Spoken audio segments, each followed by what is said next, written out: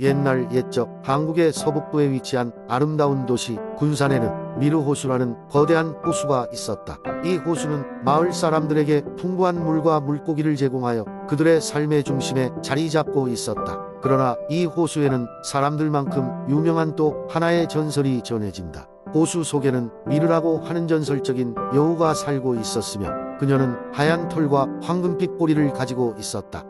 미르는 신비한 능력을 가지고 있어 때때로 인간으로 변신할 수도 있었다고 한다. 그녀는 날마다 호수 속 깊은 곳에 머무르며 조용히 호수를 관찰하곤 했다.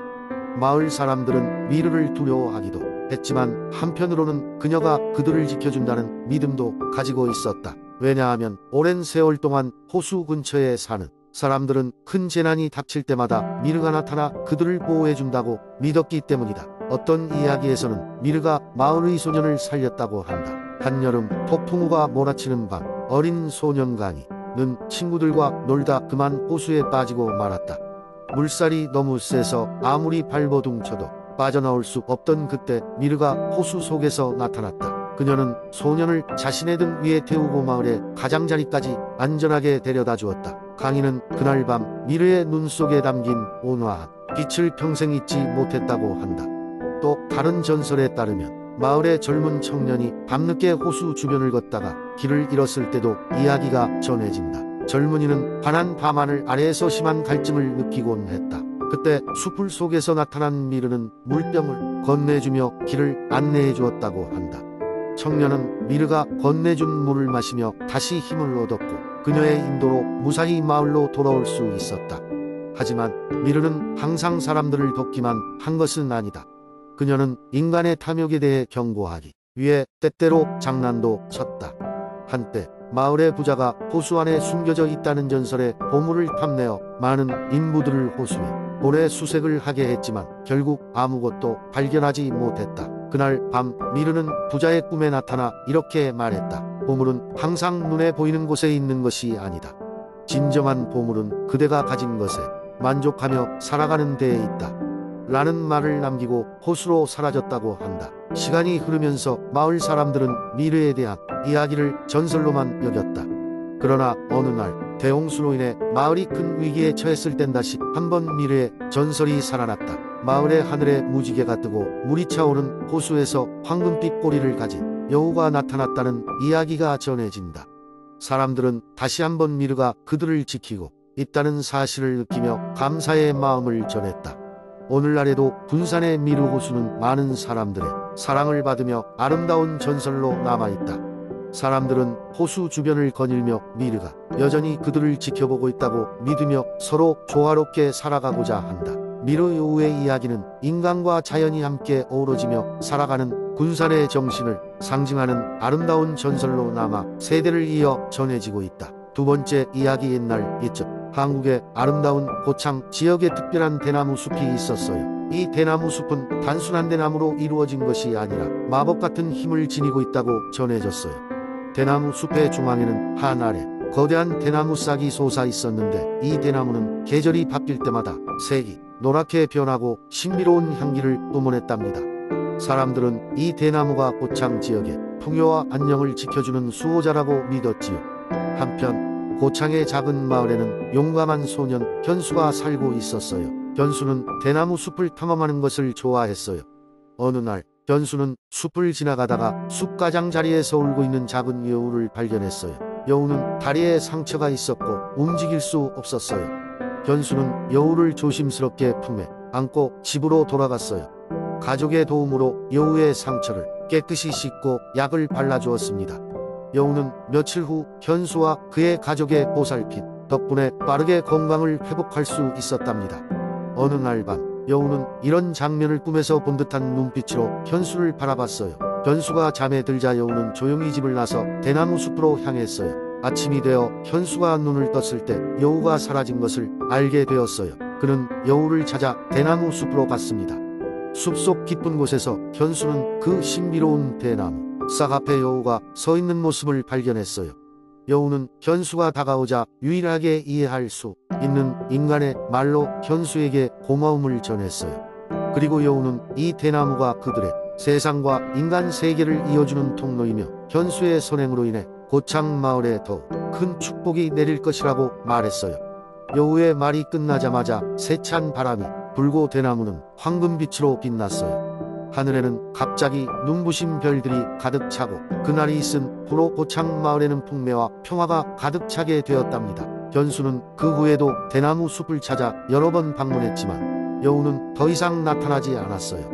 하지만 그는 여우를 구한 그날에 이를 결코 잊지 않았으며 사람들에게 대나무 숲의 비밀과 자신의 모험을 이야기로 전하며 살았답니다. 그리고 이 이야기는 오늘날까지도 고창 마을 사람들의 입에서 입으로 전해지며 대나무 숲의 신비를 계속해서 지켜주고 있답니다. 세 번째 이야기. 옛날 옛적 한국의 금산이라는 아름다운 산골 마을에 살던 사람들은 농사와 약초 재배를 통해 삶을 꾸려갔습니다. 금산은 그 기후와 지형 덕분에 다양한 약초가 자라는 곳으로 유명했습니다. 이 지역에는 특히 영험한 인삼으로 불리는 특별한 약초가 자라고 있었는데 사람들은 그 인삼이 신비한 치유의 힘을 가지고 있다고 믿었습니다. 어느 날 금산 마을의 한 소년, 이름은 민수였습니다. 그는 호기심이 많은 성격으로 마을 주변의 산과 들판을 자유롭게 탐험하는 것을 좋아했습니다. 민수는 그의 할아버지로부터 마을에 전해 내려오는 신비로운 인삼 전설을 들은 적이 있었습니다. 이야기에 따르면 금산의 깊은 숲 속에는 전설의 인삼이 자라고 있었으며 그 인삼은 사람의 병을 치유할 뿐만 아니라 영혼까지도 깨끗하게 해주는 힘을 가지고 있다고 했습니다. 민수는 그 인삼을 찾고 싶어졌습니다. 그는 할아버지에게서 전해 들은 이야기를 기억하며 숲으로 들어가기로 결심했습니다. 다음 날 민수는 새벽 일찍 일어나 숲으로 떠났습니다. 숲속은 매우 울창하여 길을 잃기 쉬웠지만 민수는 자신의 감에 따라 발걸음을 옮겼습니다. 점차 날이 저물고 어둠이 짙어질 즈음 그는 주변의 풀과 나무들이 점점 익숙하지 않다는 것을 깨달았습니다. 민수는 잠시 두려웠지만 할아버지의 이야기를 떠올리며 용기를 내어 계속 나아갔습니다. 그러던 중 평소에 보지 못했던 신비로운 빛이 나무들 사이에서 반짝이는 것을 확인했습니다. 그는 그 빛을 따라가 보았습니다. 드디어 민수는 그 빛의 근원을 찾아냈습니다. 그곳에는 놀랍게도 아주 커다란 인삼이 자라고 있었습니다. 인삼의 뿌리 주위로는 작은 불꽃 같이 보이는 빛들이 춤추듯 떠돌아다니고 있었습니다. 민수는 그 장관에 넋을 잃었습니다. 그는 그 인삼이 바로 전설의 인삼임을 직감했습니다. 민수는 신중하게 인삼을 캐내어 집으로 가져가기로 했습니다. 이상하게도 인삼을 손에 넣는 순간 피곤했던 몸이 가볍고 상쾌해지며 마음속 깊은 곳에서 희망이 차오르는 기분을 느꼈습니다. 그는 그 인삼을 할아버지에게 보여주며 이야기했습니다. 그날 이후 마을은 이 특별한 인삼의 덕분에 많은 이들의 아픔을 치료할 수 있었고 금산은 더욱더 풍요로운 곳이 되었습니다. 민수는 그 이후에도 많은 사람들의 병을 낫게 하고 마을의 발전을 돕기 위해 노력했습니다. 그리고 시간이 흘러 금산의 전설적인 인삼 이야기는 수많은 세대에 걸쳐 전해졌고 그 신비로운 효능의 이야기는 한국 전역으로 퍼지게 되었습니다. 이 이야기의 결말을 마지막으로 언젠가 누군가가 또 다른 전설을 찾아 떠날 것이란 기대를 품으며 금산은 여전히 조용하고 평화로운 숲 속에서 싱그러움을 간직하고 있습니다. 네 번째 이야기. 옛날 옛적 대한민국의 영동 지역에는 울창한 숲이 있었다. 이 숲은 신비로운 숲이라 불렸고 인간의 손이 닿지 않은 천혜의 자연을 간직하고 있었다. 이 숲에는 다양한 전설이 전해 내려오고 있었는데 그중 신비로운 불빛과 숲의 수호자에 대한 이야기가 가장 유명했다. 마을 사람들은 가끔 밤이 되면 숲에서 작은 불빛들이 반짝이는 것을 보고는 했다. 이 불빛들은 마치 작은 요정들이 춤을 추는 것처럼 보였고 그것을 본 사람들은 특별한 행운이 깃든다고 믿었다. 그래서 용감한 젊은이들은 가끔 그 불빛을 가까이서 보기 위해 탐험에 나섰지만 아침이 되면 숲속에서 길을 잃고 돌아오곤 했다. 한편 숲에는 수호자라고 불리는 존재가 살고 있다고 전해졌다. 그 수호자는 깊은 숲 속의 고목나무 안에 자리 잡고 있으며 숲의 평화와 조화를 지키는 역할을 맡고 있었다. 마을 사람들은 수호자를 두려워하기보다는 존중했으며 특별한 일이 있을 때마다 숲 입구에 소박한 예물을 놓고 수호자의 가호를 빌었다. 어느 날 영동 지역의 가뭄이 너무 오래 계속되자 마을 사람들은 깊은 걱정에 빠졌다. 농작물이 말라가는 것을 지켜볼 수밖에 없었고 사람들은 수호자의 도움이 절실하다고 느꼈다. 마을의 어르신들은 회의를 열고 용기가 있는 젊은 청년 하나가 수호자에게 가뭄을 해결해달라고 부탁하는 임무를 맡아 숲으로 들어가기로 결정했다. 젊은 청년의 이름은 민수였다. 민수는 씩씩하고 호기심이 많은 성격으로 어릴 적부터 숲의 전설을 들으며 자랐다. 그는 마을 전체의 소망을 안고 숲으로 향했다. 깊고 어두운 숲을 걸으며 민수는 신비로운 불빛들을 따라갔다. 불빛들은 그를 고목나무로 안내하는 듯했다.